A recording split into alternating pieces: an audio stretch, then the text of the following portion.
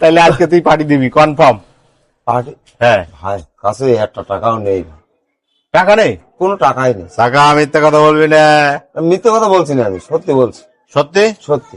আচ্ছা তোর money bag বের কর, দেখবো। ওর কাছে টাকা থাকে না? দেখেন মানি ব্যাগ দেখেন।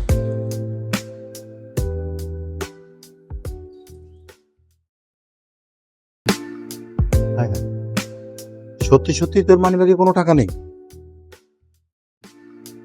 আচ্ছা কাজ করি, আমি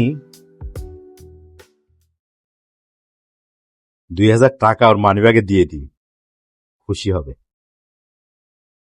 এই টাকা দিয়ে পার্টি করবো।